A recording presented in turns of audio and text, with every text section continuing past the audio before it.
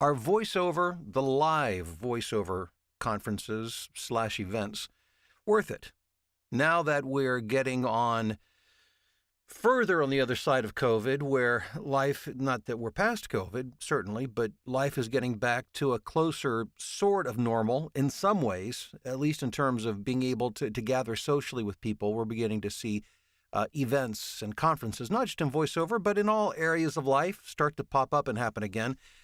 But are they worth attending? That's the topic of today's video. And my answer might surprise you just a bit. But first of all, let me just mention quickly that beginning tomorrow night, speaking of events, conferences, this is actually an event, but it's a training event to become a TV affiliate voiceover. The voice that represents local affiliates in markets across the country, in some places around the world, like your local CBS, NBC, Fox affiliate, and there's, a number of others, hundreds throughout the country, perhaps thousands. But my good friend Aaron Bradley, who's a highly successful TV affiliate voice, will be teaching the class. It begins tomorrow night. That's why I'm bringing it up right now. It starts tomorrow night. So look below in the description, get registered. We still have a few seats available, but we'd love to have you at the event. Okay, so are live events worth it? Well, it depends, as in many areas of life. It depends on what you want and what you're trying to get. I've done a handful of events throughout my career myself. I've hosted, created, and hosted them in New York, Las Vegas, and a couple in Los Angeles. But there are some that happen on an annual basis, some that are, quite sizable. And I'm asked quite frequently, well, is it worth it?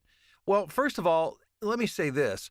I don't attend conferences aside from my own. So anything that I give you is going to be generalization. For me to give a specific about a specific event would be disingenuous on my part because I haven't been there. Okay, so I can only tell you, generally speaking, I like to think in terms of principles, not necessarily in terms of specifics, but hopefully this will help you navigate these decisions. So why is it that I don't go to events? It's because my goal when it comes to business is growing my business. My primary metric is money. Am I profitable? If so, how profitable? Am I trending up? Does my business continue to grow? And I want information that's going to help me to do that.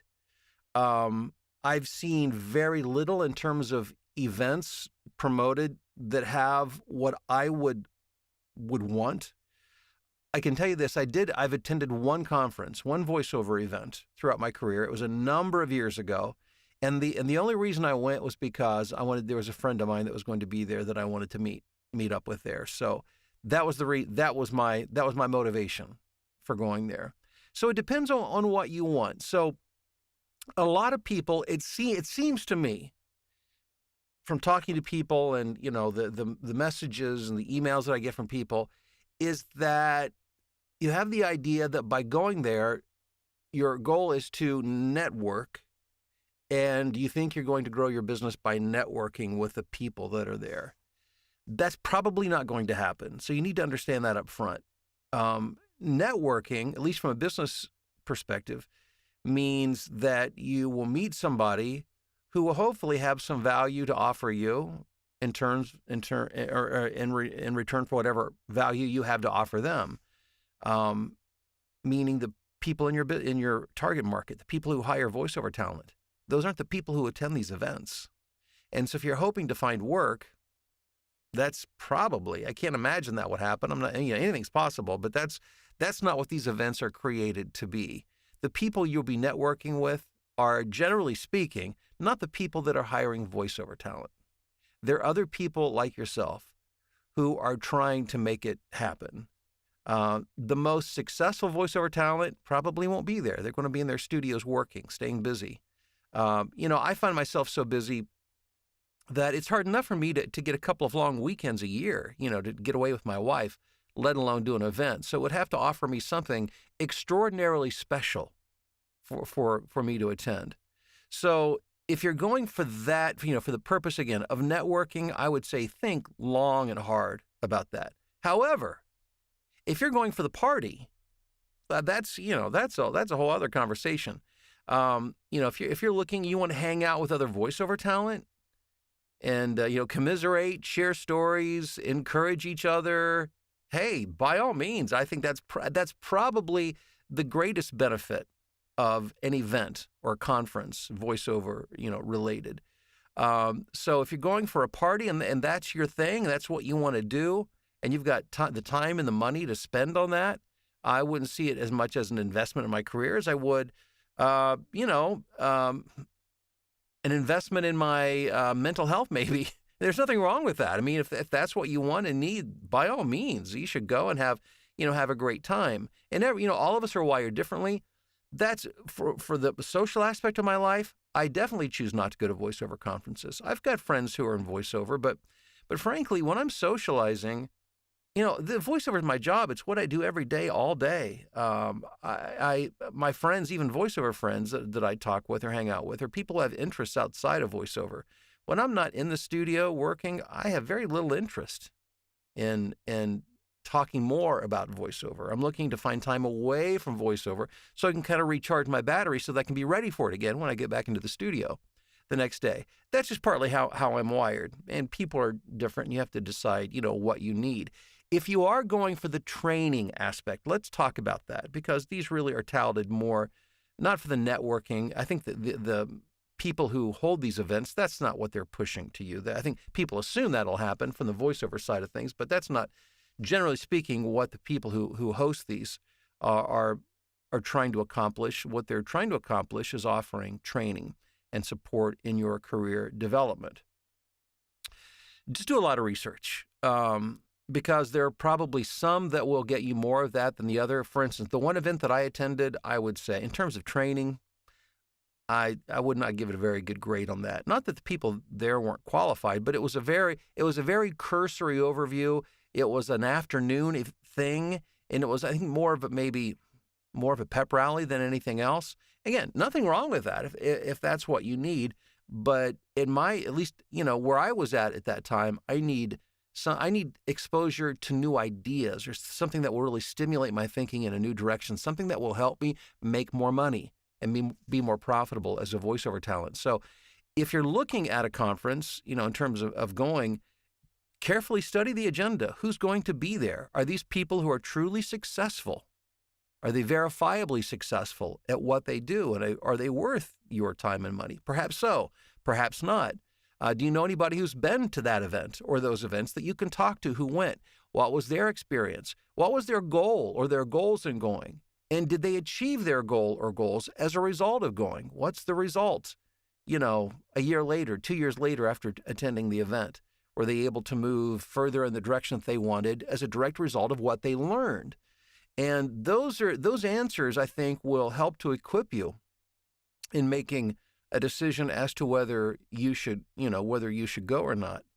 Another observation I should say that I've had is that a lot of the events that I've seen are coordinated by people who I would call more traditionalists or institutional type voiceover type folk, who really look through a lens of voiceover in terms of the way it used to be or the way they think it should be, not in terms of the way that it is. And if you know me at all, I'm a big advocate for looking at things the way they are. What is the market like in reality? What is technology doing? How does it affect us in terms of the way we market, how we market, where and how we market, also in terms of pricing and price strategy and price negotiation? What about the technology end, AI, all of these things? And if it's a more institutional, traditional approach where you're trying to stop progress and, people are telling you, well, unless you align yourselves with the way we do things and the way we price, then you're not really a voiceover talent and you will be blackballed by the industry. If you hear those kind of comments, I would recommend staying away. I'm not saying they're all that way. I'm just saying these are the things you need to understand, the questions you need to ask before you make that decision, because you want to make sure that you invest your time and your hard-earned money in something that's going to help move you further in the direction that you're trying to go. Again, if it's purely from a social aspect, that may be the greatest benefit that these events offer. And if that's the thing that you want to do and where you feel you'll get the most benefit, then yeah, absolutely. Go have a blast, make some new friends. Maybe it'll encourage you and inspire you to move on, and you have no great expectation of anything else. But if you do have other expectations, just do your due diligence, do the research, make sure you're going to get what you need out of that. And that's really, that's my take. That's my take on voiceover conferences. So my next voiceover no, I'm kidding. It's been a number of years. Will I do one again at some point? Possibly.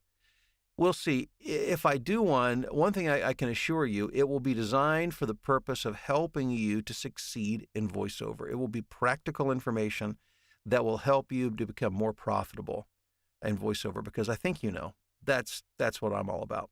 Well, thanks for checking out the live stream this morning, guys. I appreciate it. Let's just do a quick roll call here. Wow, a lot of folks on this morning.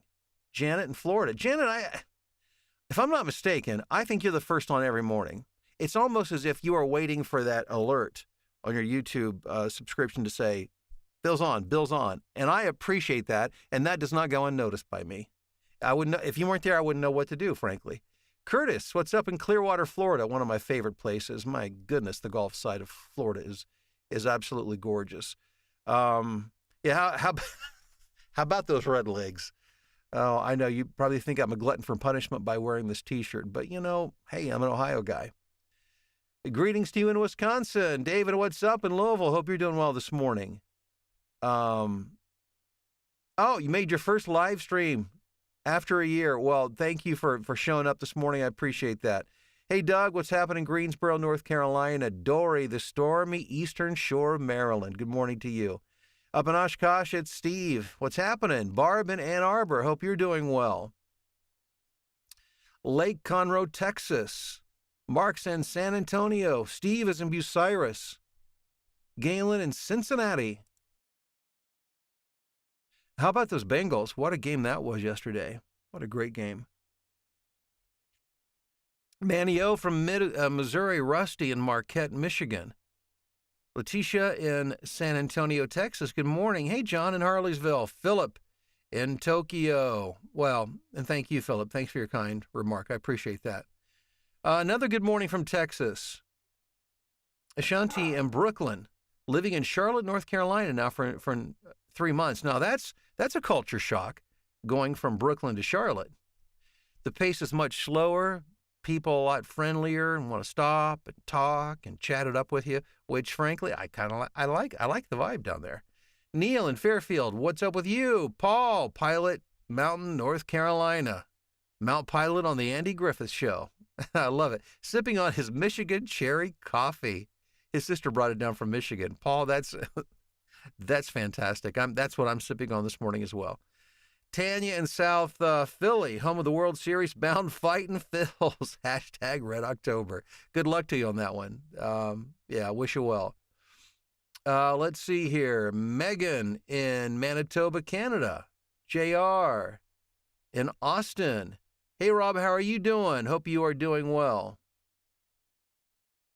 He's saying that the Audio Publishers Association Conference has audiobook publishers in attendance, and it's a significant way to get exposure. So right there, it's a great example of somebody who's done the due diligence and the research, and he's looking for exposure. Rob's looking for exposure to audiobook publishers, and that's a great way to do it, and it's designed for that very fact. And Rob is, he's in my VoiceOver Blueprint program and building a very successful audiobook narration career. And this will be a great place for that exposure. Thanks for sharing that, Rob. JR in Austin, Megan from Manitoba, Gwen, Cordova, Tennessee, Guy in St. Louis, Big John from Louisiana. What's up in Anchorage, Alaska, editing his first DIY demo. Awesome. Love it. Michelle in Indianapolis.